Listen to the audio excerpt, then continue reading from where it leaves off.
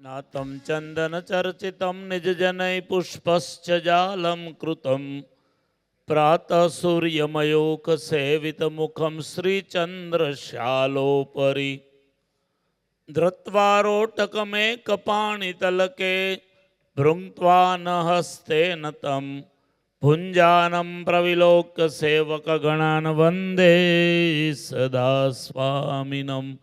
बोलिए स्वामीनारायण भगवान की। इष्टदेव परब्रह्म परमात्मा भगवान श्री स्वामीनारायण ने पूर्ण कृपा अपना सौना ऊपर कि आजे नीलकंठ वर्णी वन विचरण कथाનું आयोजन कुबेरनगर स्वामीनारायण मंदिरना युवक मंडळના માધ્યમથી કરવામાં આવ્યું છે। વ્યાસાસને બિરાજમાન મારા પરમ મિત્ર જેમણે દેશ વિદેશમાં સનાતન સંસ્કૃતિ માટે અને સ્વામિનારાયણ સંપ્રદાય માટે ડંકો વગાડ્યો છે એવા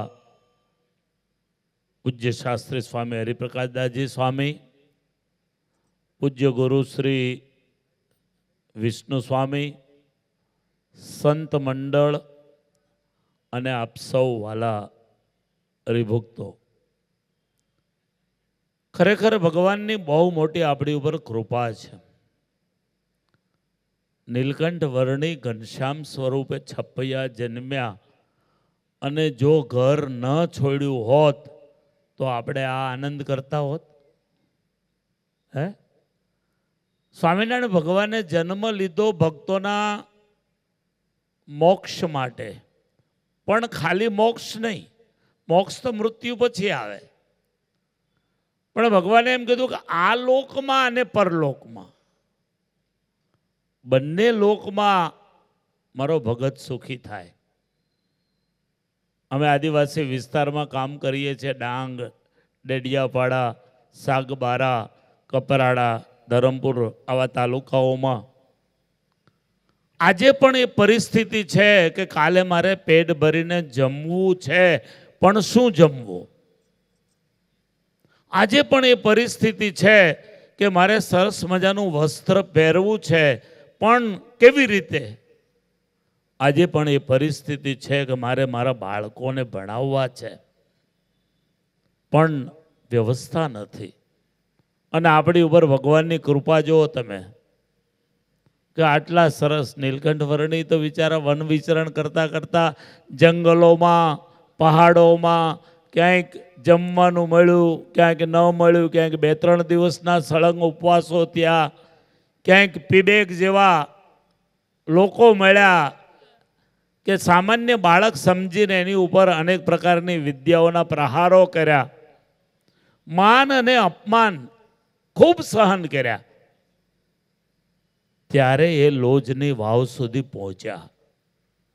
પણ કોના માટે? આપણે એવું વિચારીએ કે આ બધું કષ્ટ કોના માટે? આ તપશ્ચર્યા, આ સાધના, 6 મહિના સુધી ગંડકીના કિનારે ખુલ્લા વસ્ત્રે સૂર્યનારાયણ ભગવાનની તપશ્ચર્યા કરવી કેવળ ને કેવળ મુમુક્ષુ ભક્તો માટે।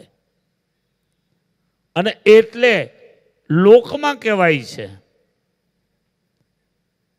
કે સ્વામિનારાયણીઓ હોય એને કોઈ છેતરી ના શકે, અને સ્વામિનારાયણીઓ ક્યારે દુઃખી ના હોય। આ ભગવાનની બહુ મોટી આપણા ઉપર કૃપા છે। અને એમાં પણ સુરતનો સત્સંગ સમાજ વિશેષ સુખી છે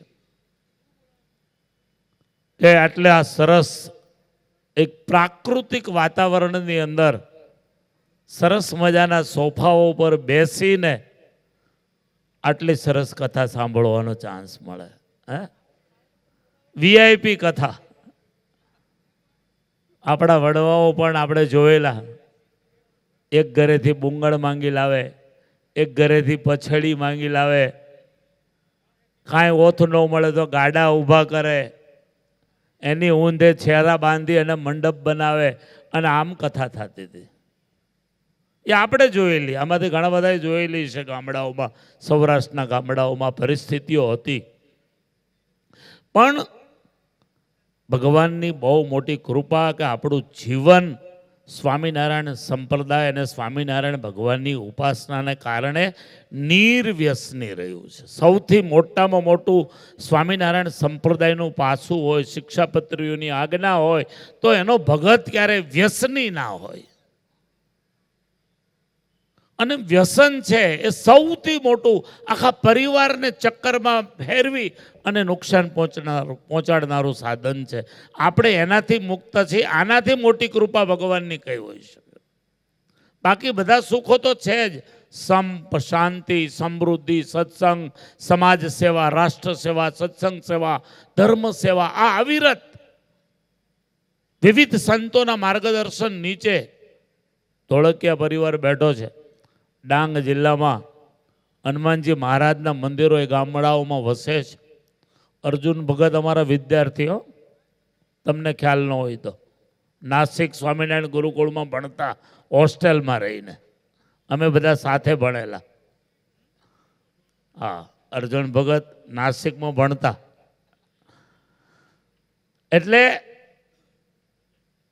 આ ધોળકિયા પરિવાર આજે ગામડે ગામડે જઈને એ આદિવાસીઓની ચિંતા કરી શકે છે. અહીંથી ઘણા બધા મંડળોના ભક્તો પોતાનું કમાયેલું પરિશ્રમનું ધન એને એક સમાજ માટે, એક સમાજના વિકાસ માટે, રાષ્ટ્રના નિર્માણ માટે, સનાતન સંસ્કૃતિના રક્ષણ માટે, બાકી તો ત્યાં મિશનરીઓ દ્વારા ભરપૂર વટાળ પ્રવૃત્તિઓ ચાલી રહી છે. અને હું કહું ને, એક જોડી સારા કપડા માટે ધર્મ છોડી અને મિશનરીઓમાં જોડાઈનારા હજારો પરિવારો છે. એ પરિસ્થિતિ છે એની.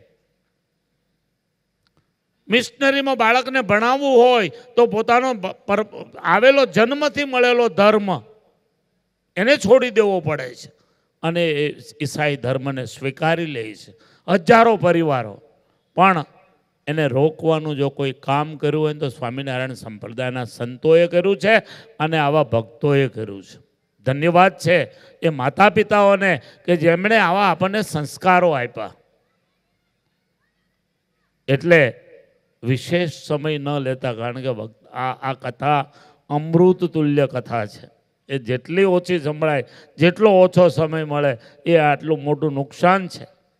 એટલે વિશેષ સમય ન લેતા ભગવાનની આપણા ઉપર જે કૃપા છે એ કૃપા અવિરત આવીને આવી રહે અને આપણા પરિવારોની અંદર પણ આ જ પ્રકારના સંસ્કારો, બાળકોની અંદર પણ સ્વામિનારાયણ ધર્મના સંસ્કારો, શિક્ષાપત્રીઓની આજ્ઞાનું પાલન કરવાની શક્તિ ભગવાન આપણને સૌને આપે એવી સ્વામિનારાયણ ભગવાનના ચરણોમાં હું પ્રાર્થના કરું છું. આવતા વર્ષે 2027માં આપ સૌને અમારું આમંત્રણ છે કે વાપીની અંદર બહુ ખૂબ મોટા પ્રમાણમાં અનેક પ્રકારના સમાજ સેવાના કાર્યો સાથે 7 દિવસ બ્લડ ડોનેશન કેમ્પ, આદિવાસી નિરાધાર દીકરીઓના સમૂહ લગ્નો, વિધવા બહેનોને રોજીરોટી મળે એના માટે કંઈક મેડિકલ કેમ્પો સાથે હનુમાન ચાલીસા યુવા કથા શાસ્ત્રી સ્વામી હરિપ્રકાશ દાસજી સ્વામીની 16 જાન્યુઆરીથી 22 જાન્યુઆરી સુધી ખૂબ મોટા પ્રમાણમાં રાખવામાં આવેલી છે. વલસાડની કથાએ અમારા પારસભાઈ, અમારા શૈલેષભાઈ સોની અહીંયા બેઠા છે અને એમાં પણ સુરતના ઘણા બધા ભક્તોએ, શાસ્ત્રીજી મહારાજ સાથે સંકળાયેલા ઘણા ભક્તોએ એનો લાભ લીધો. એ દાદાની બહુ મોટી કૃપા કે એવી કથાઓમાં નિમિત્ત બનવાનો પણ આપણને ચાન્સ મળે છે. બધાને નથી મળતો. સુરતની વસ્તીના 1% પણ વસ્તી અહીંયા નથી, કારણ કે દાદાની ભગવાનની કૃપા હોય, ઈચ્છા હોય તો અહીંયા આવે. બધાથી અવાતું પણ નથી. એ તો ઉપરવાળાની ઈચ્છા હોવી જોઈએ, ભગવાનની ઈચ્છા હોય તો આવા કાર્યોમાં નિમિત્ત થાય. એટલે અત્યારથી અમારું આમંત્રણ છે 16 જાન્યુઆરીથી 22 જાન્યુઆરી 2027 વાપીમાં આપ સૌ પધારશો અને આપ સૌ પણ એ કથાનો લાભ લઈ શકો એના માટે અમારું હાર્દિક આમંત્રણ છે. અંતમાં સૌને ખૂબ ભાવથી જય સ્વામિનારાયણ.